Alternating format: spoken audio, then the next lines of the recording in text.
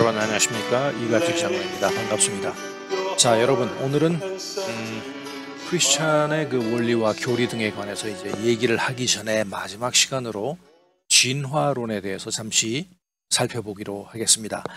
자, 그런데 이 진화론이라는 그 학설을 우리가 보기에는 우리 관점, 특히 이제 그 성경을 믿는, 하나님을 믿는 우리들의 관점에서 볼 때는 사실은 가식과 허식이 많이 합쳐진 하나의 학설입니다.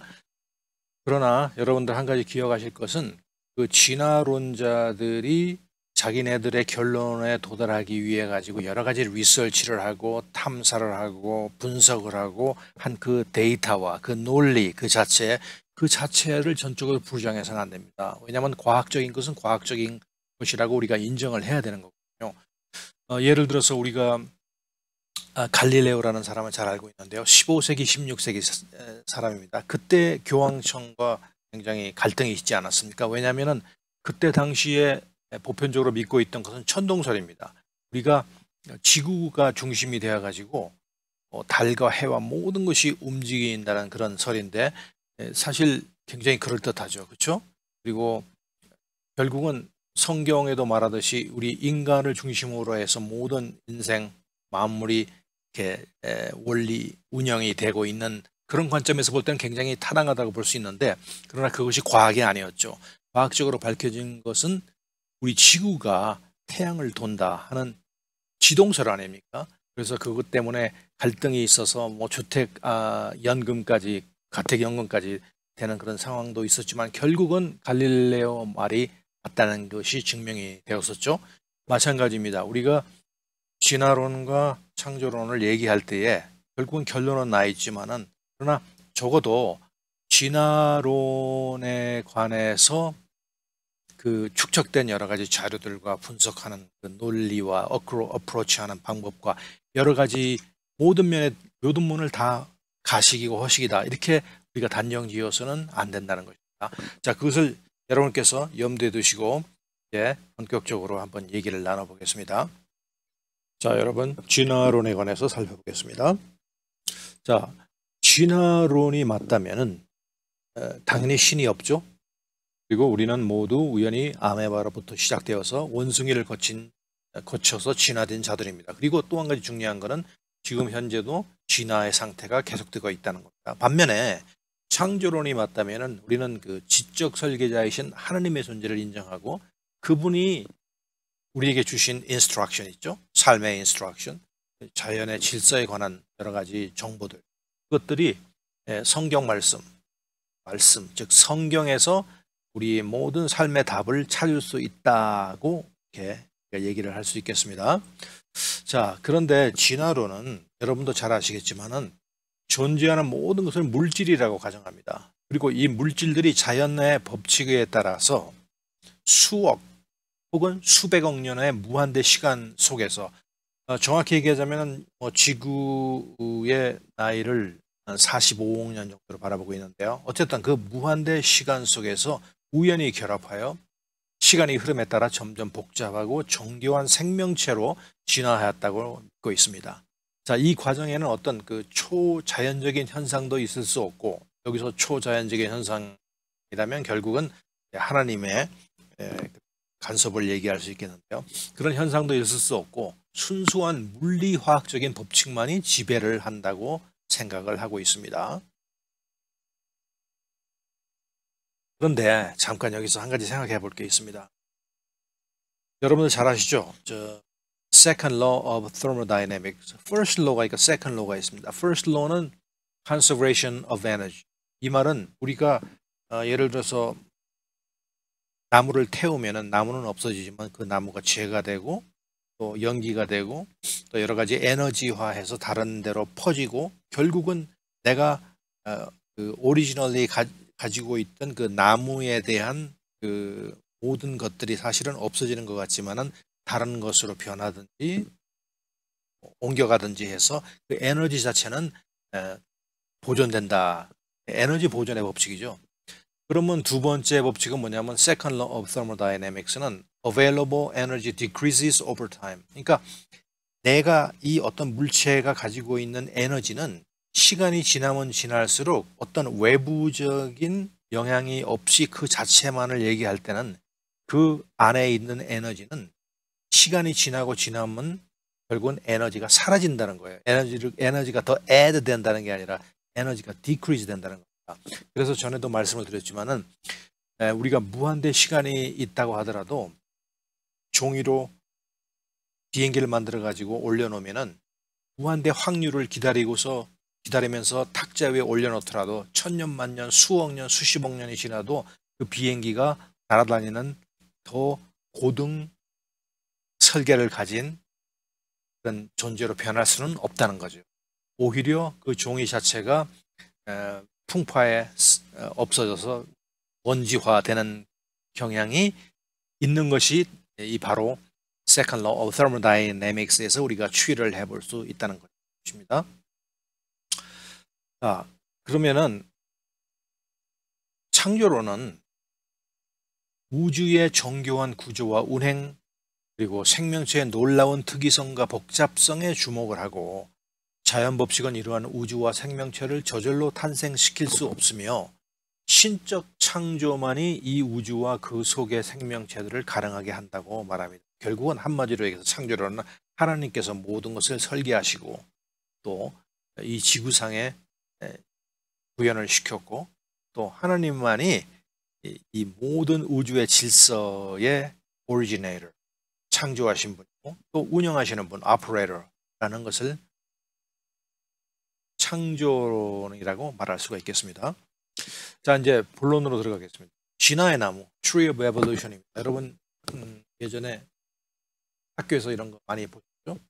자, 여기 보세요. 여기가 뭐냐면은 이 가장 하등의 원시 조직으로부터 시작해서 이렇게 여러 가지 분화, 그 진화의 그 줄기가 이렇게 뻗어나갑니다. 그래서 한쪽으로는 식물이 자랄 수도 있고 한쪽으로는 양서류, 한쪽으로는 이제 결국은 이런 동물들을 통해서 나중에 이제 인간도 나오는 이런 건데요.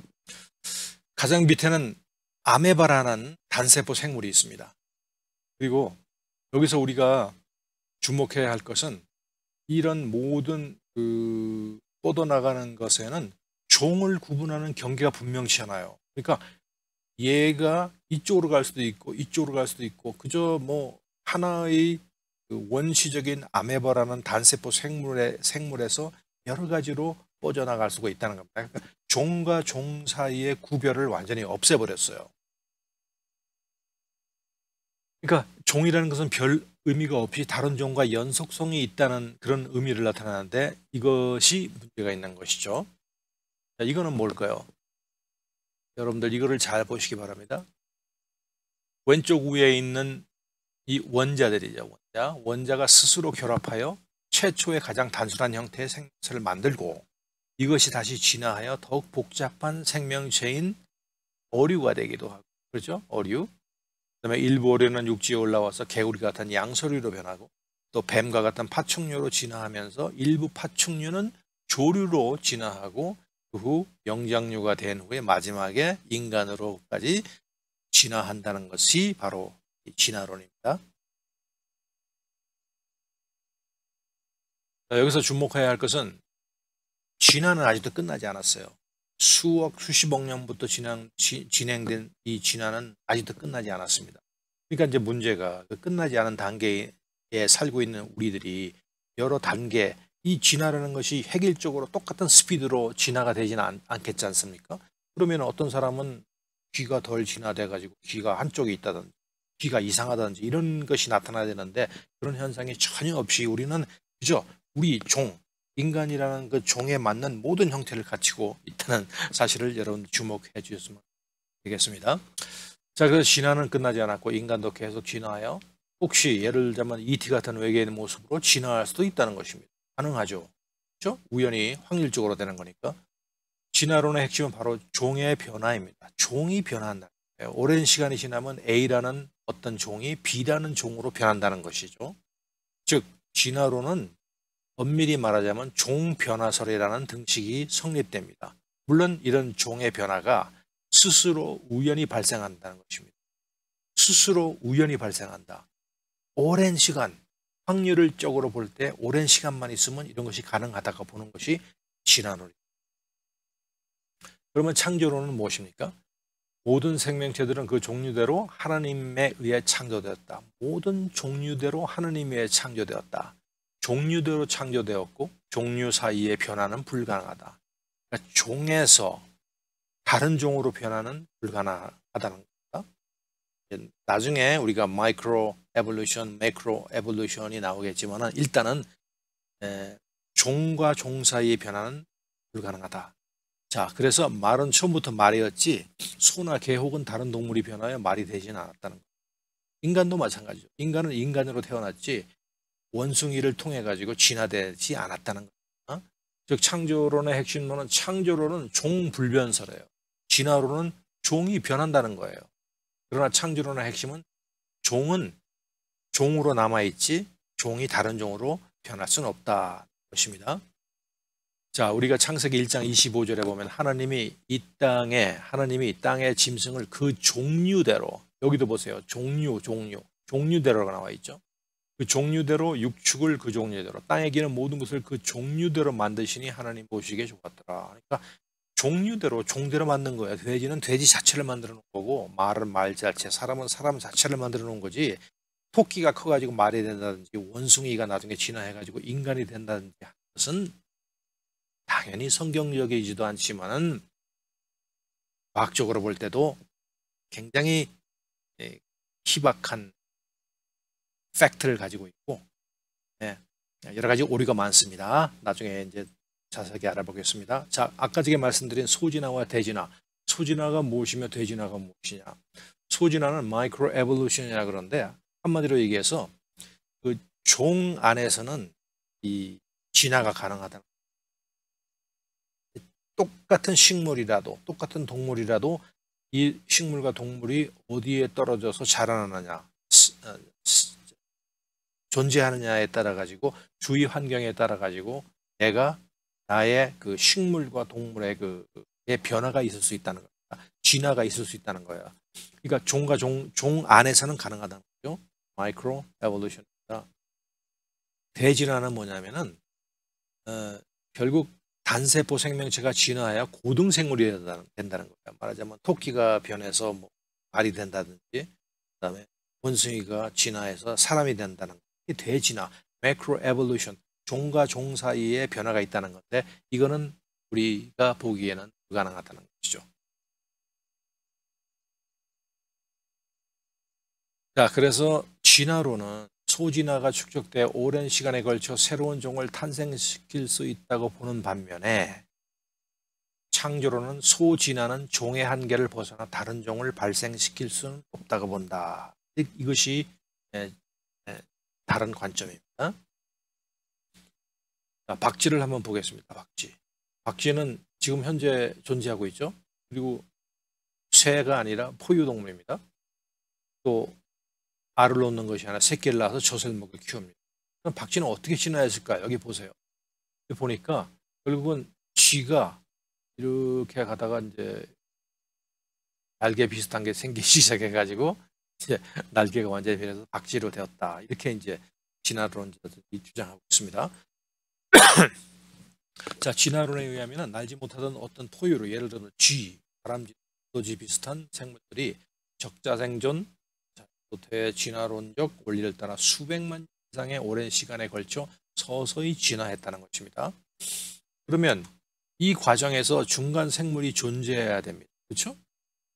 지금도 그러한 중간 생물이 존재해야 되는 것은 당연합니다. 왜냐하면 아까도 말씀드렸지만 우리가 진화가 끝난 것이 아니라 진화는 시간, 무한대 시간을 걸치면서 확률적으로 계속 변하는 거니까. 그렇죠? 그러면 그 중간 생물이 존재해야 되는 것이죠. 아니면 과거에 생존되었던 것의 화석이라도 발견되어야 되는 것입니다. 그렇죠? 우리가 지금 그 중간의 생물을 볼 수 없다면은 적어도 예전에 죽었던 그 중간 단계에 있는 그런 화석이라도 우리가 보아야 된다는 것이죠. 가장 오래된 박쥐의 화석을 한번 보겠습니다. 진화론적 연대 측정법에 의하면 이 화석의 나이는 5천만 년이나 됩니다. 연대 측정법은 여러 가지 전에도 말씀드렸지만 카본 13이라든지 우라늄 238, 뭐 아르곤법 여러 가지가 있습니다. 근데 측정을 해보니까 화석의 나이가 5천만 년이나 되었습니다.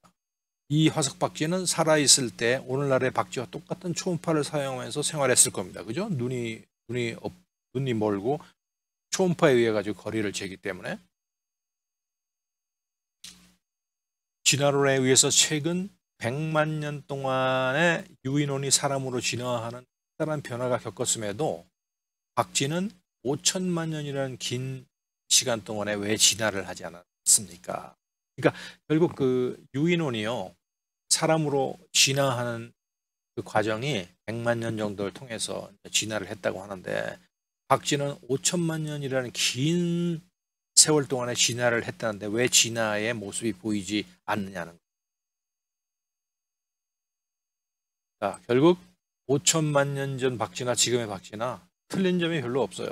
중간 진화 화석도 없고 그렇다는 설명도 없는데 이걸 진화론을 믿으라고 하니 이것이 과연 과학적인 논리인가 이렇게 우리가 질문을 할 수가 있습니다. 시조새 여러분 아시죠? 시조새 많이 배웠습니다. 시조새 화석을 한번 보겠습니다. 이게 시조새가 그 진화론의 가장 중심적인 확실한 증거 중에 하나라고 이렇게 말하고 있습니다. 이 위에 보이는 것이 시조새의 실지 화석입니다. 이 대표적인 특징들은 날개 끝에 발톱, 꼬리까지 뻗어나온 척추, 그리고 이빨 등입니다. 그리고 초기에는 시조새가 파충류에서부터 조류로 진화하는 도중에 있는 생물로 간주되고 주로 나뭇가지에서 나뭇가지로 짧은 거리를 주로 비행한 것으로 추측이 되었습니다. 자, 근데 이 시조새는 세계적으로 6개 정도 발견이 되었어요. 그 화석이. 특이한 몇몇 특징 때문에 오늘날의 새로 진화된 최초의 새로 간주가 되었습니다. 자, 이걸 잠깐 보시죠. 그러나 날개의 발톱은 아까 말한 날개의 발톱은 특수하긴 하지만은 그 왼쪽 그림과 같이 포에친, 트레코, 타조 같은 새들은 여전히 아까 말씀드린 그 시조새만이 가지고 있다는 그런 날개 발톱을 가지고 있어요. 지금도.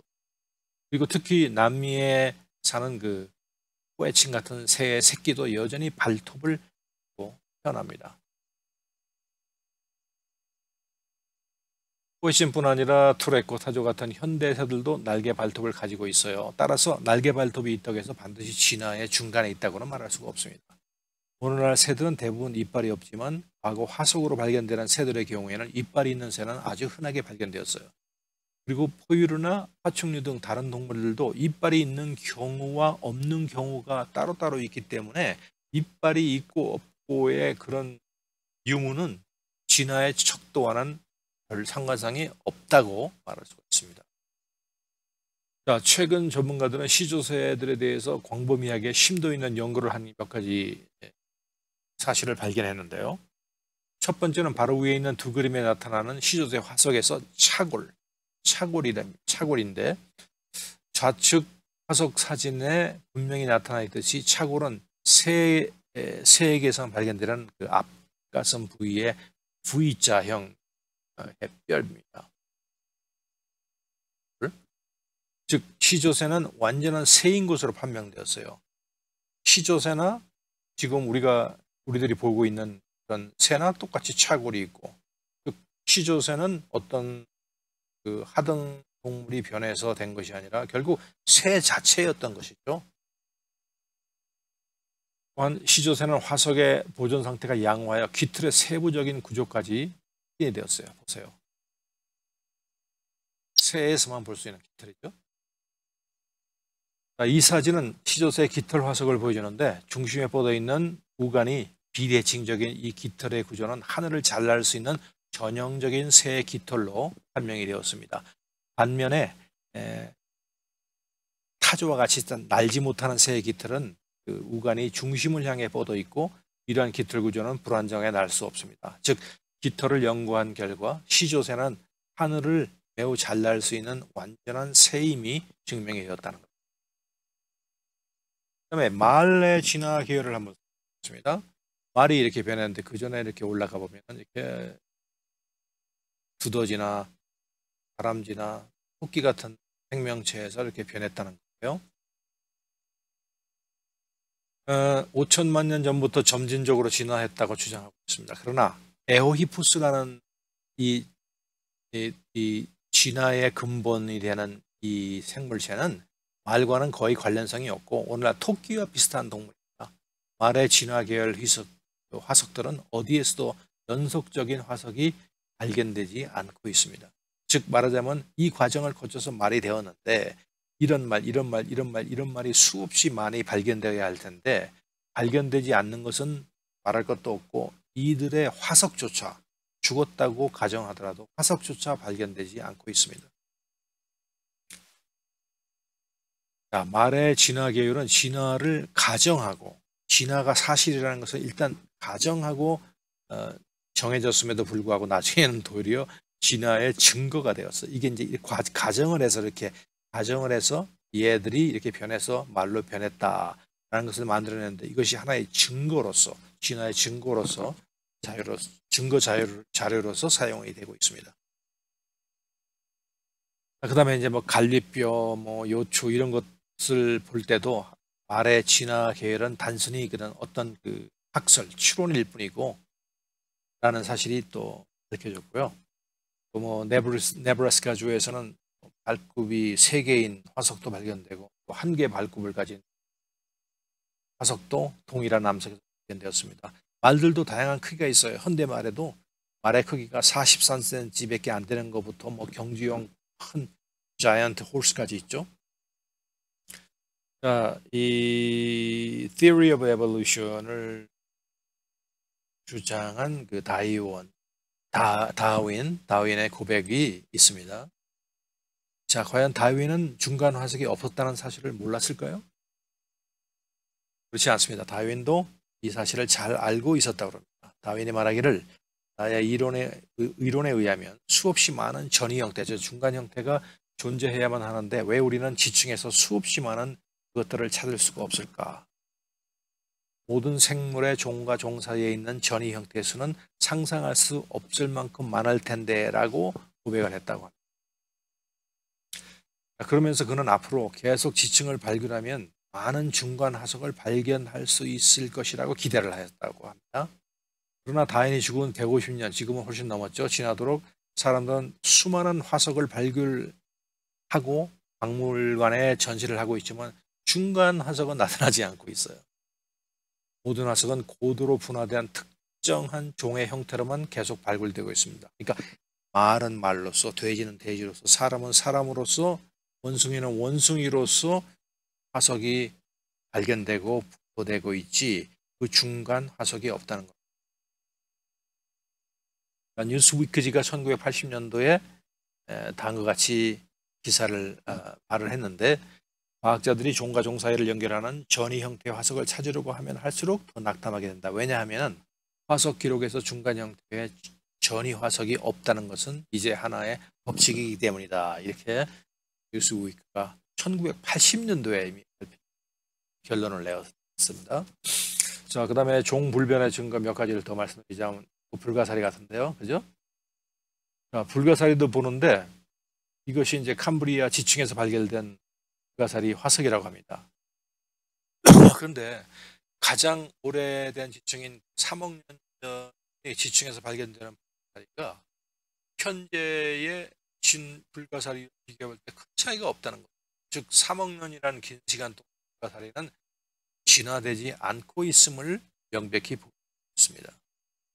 진화론이 사실이라면 확률에 의해 가지고 오랜 시간을 통해서 불가사리의 중간 형태 또 전이된 형태가 진화된 형태가 보여야 할 텐데 그것이 보이지 않는다는 것.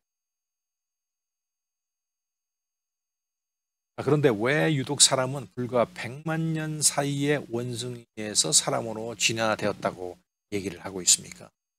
다른 거는 수억 년, 수십억 년, 그렇죠? 수천만 년 사이에 진화가 서서히 되었다고 하는데 왜 또 유독 사람만은 원숭이에서 갑자기 100만 년 사이에 진화가 완결되었냐 이런 말도 있는데 자 일단 나뭇잎 화석을 한번 보겠습니다.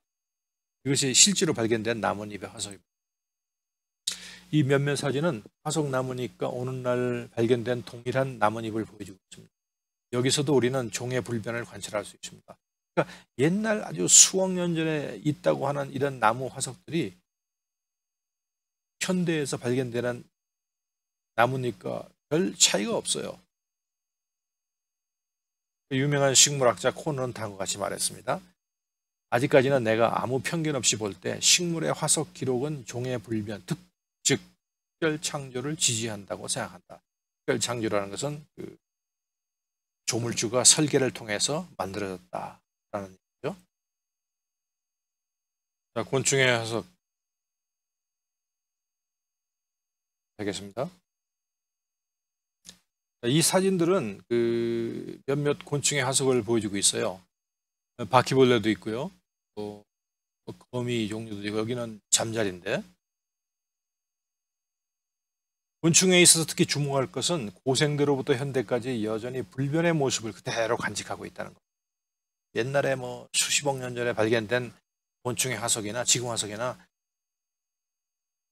진화의 모습이 볼 수 없이 그냥 비슷하다는 거죠. 은행잎 화석. 우리에게 친근한 은행잎의 화석입니다. 흔히 살아있는 화석으로 많이 알려져 있는데 수억 년의 세월을 통해서 과거와 현재가 동일합니다. 이 화석이나 지금 은행나무나 동일하지 않습니까? 진화가 전혀 일어나지 않았어요. 은행잎은 진화의 증거가 아니라 즉 불변의 종불변, 종이 불변한다는 창조의 증거라고 말할 수 있습니다. 앵두족의 화석 보세요. 화석과 실물을 보여주고 있는데요. 둘이 똑같아요. 현재, 과거와 현재가 동일함을 나타내고 있습니다. 조개죠. 조개 회석, 조개 여기에 들어갈 수 있는 화석에 나와 있죠. 옛날 것이나 지금이나 다른 게 없죠. 맞죠? 형태가 똑같죠. 종불변의 증거를 제시하고 있습니다. 말굽개라고 합니다. 말굽개 화석. 이 모습이나 이 모습 동일합니다. 옛날에 발견된 거. 완전히 동일합니다. 자, 그 다음에 인간의 화석에 관한 그 조작이라고, 호위, 조작이라고 할 수 있는. 여러분들 잘 아시죠? 하이델베르그맨, 네브라스카맨, 필다운맨, 패킹맨, 그리고 몇 가지 더 있습니다. 하이베르그맨은 인간의 턱뼈로 조작되었다는 것이 밝혀졌습니다. 네브라스카맨, 이빨 하나를 기초로 해서 조립이 되었어. 이빨 하나를 발견했는데 거기다가 그거를 조립해가지고 이렇게 가정을 해서 조립했는데 그거를 가지고 네브라스카맨이라고 했는데 이후에 멸종된 돼지의 이빨로 판명이 되었습니다. 필다운맨은 턱뼈가 현대 원숭이 것으로 판명됐어요. 원숭이 뼈를, 턱뼈를 가지고 이제 건축을 한 거죠. 패킹맨은 어떠냐? 이거는 50만 년 전 되었다는 증거가 갑자기 사라져 버립니다. 이 증거를 더 이상 주장이 되지 않고 있어요. 진화론자에 의해서. 그다음에 여러분들 잘 아는 네안데르탈맨, 뉴기니맨, 크로마뇽맨 있는데 네안데르탈은 1958년 세계동물학회에서 케이브 박사가 50년 전 불란서에서 프랑스에서 발견된 두개골은 이 두개골은 유마치스를 알았던 노인의 두개골이었다는 것을 입증했습니다. 호구였죠. 그 다음에 뉴기니맨이 있는데 오스트랄리아 북쪽 근교에서 같은 현대인의 뼈가 발견됩니다. 뉴기니맨이라고 그렇게 주장하던 뼈와 동일한 뼈가 현대인의 뼈로 판명이 된 거죠. 크로마뇽에는 최고의 진화론을 뒷받침하는 화석으로 자랑을 했었는데 그러나 현대인의 뼈와 다를 게 없으므로 밝혀졌습니다. 자, 그래서 우리가 아직도 아메바로 시작해서 원숭이로부터 진화가 되었다고 여러분들 생각하십니까?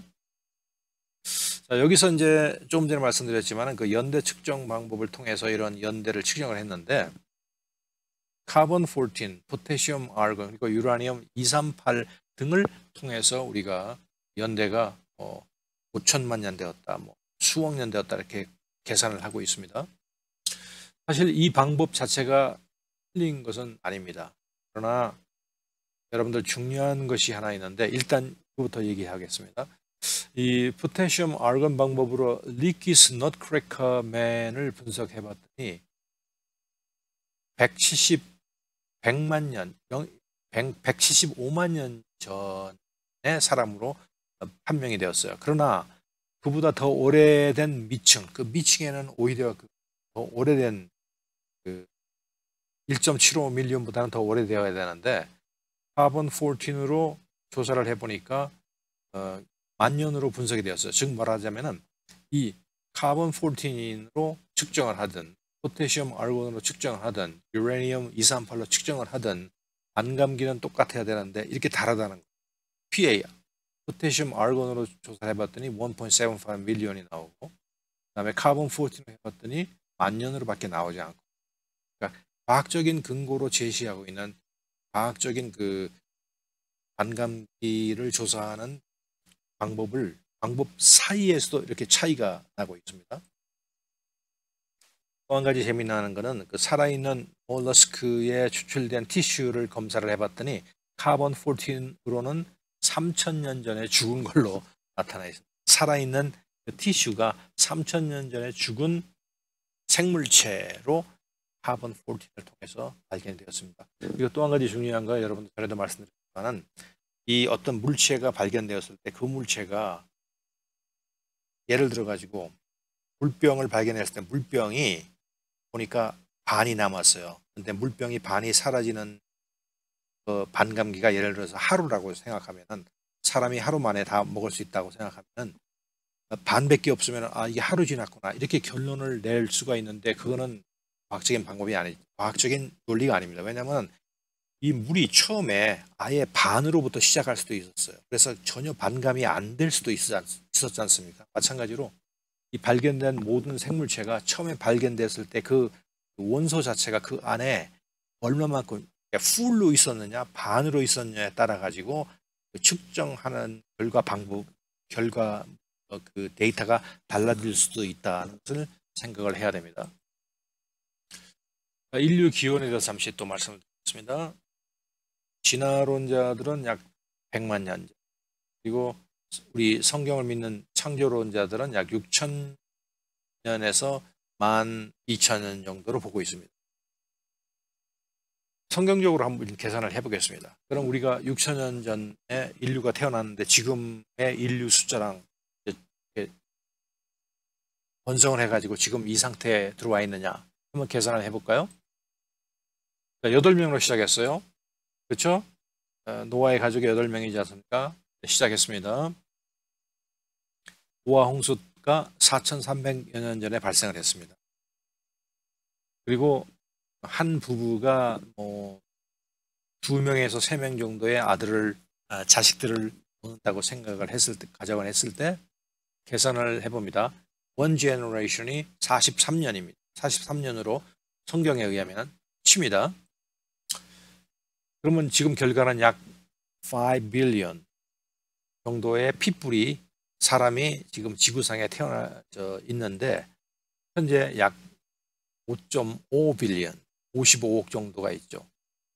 성경적으로 계산해 봤더니 50억 정도인데 지금 현재 인구 통계는 약 55억. 지금은 조금 더 될 수도 있습니다만 거의 비슷합니다. 그러면은 진화론적인 수치를 가지고 계산을 하면 해볼까요? 자, 진화론적인 수치에 의하면은 우리 인류가 태어난 것을 23,250 generation로 생각할 수 있습니다. 6,000년으로 계산했을 때는 약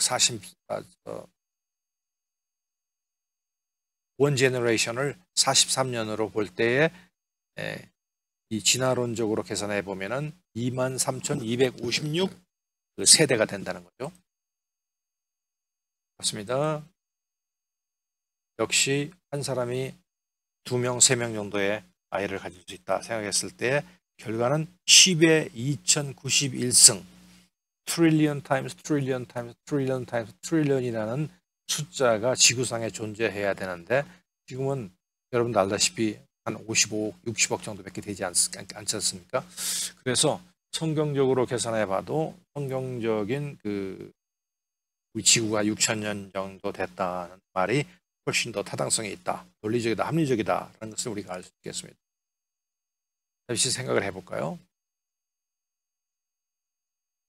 그러면은 이렇게 그 허점이 많은 이 진화론인데도 많은 사람들이 생명을 걸고 사수를 하고 있죠. 그 이유가 뭘까요? 영적인 배후가 있습니다. 자, 그 영적인 배후, 어떠한 관점에서 뭐 이런 진화론이 팽배하고 있고 진화론을 사수하고 있고 창조론에 대해서 터부시하고 등을 돌리고 창조론이 제시하는 사실에 대해서 전혀 거들떠보지도 않은 이러한 것이 어떤 이유가 있을까? 결국 이제 따지고 보면 이제 영적인 배후가 있습니다. 그런데 이제 성경에서는 이 영적인 배후에 대해서 명확하게 말하고 있습니다. 그러나 아직 믿음이 없으신 분들은 영적인 배후가 무엇인가에 대해서는 잘 모르시죠. 이제 나중에 어떤 성경 지식을 통해서 믿음을 쌓으면서 천천히 알아보기로 하겠습니다. 자, 그래서 오늘은 우리가 이제 크리스찬의 그 여러 가지 그 요소들과 운영 요소들 그리고 이론들, 교리들에 대해 가지고 이제 하나하나씩 알아볼 텐데, 그 전에 마지막으로 진화론에 대해서 조금은 알아야 되기에 여러분과 같이 시간에는 진화론에 대해서 잠시 알아봤습니다. 자, 다음 시간에는 다른 토픽으로 여러분과 같이 하겠습니다. 감사합니다.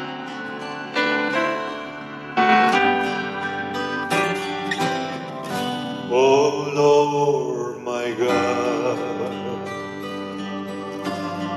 when I in awesome wonder consider all the work thy hand has made,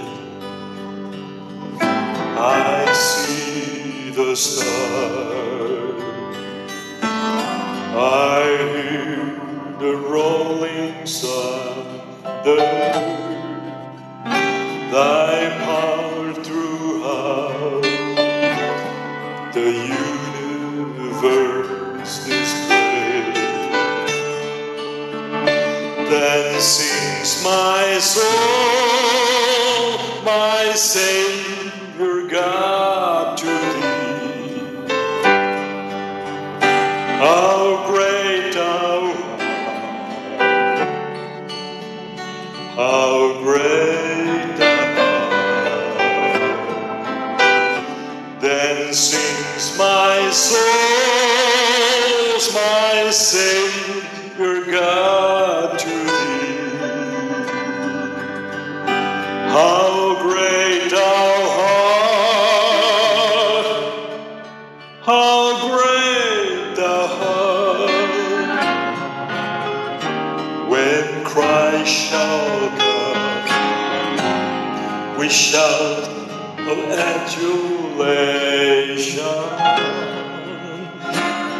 and take me home, what joy shall fill my heart. Then I shall bow in humble adoration, and there proclaim, my God, how great thou art. Then sings my soul, my Savior God, to thee. How great thou art, how great thou art. Then sings my soul, my Savior God, to thee. How great thou art.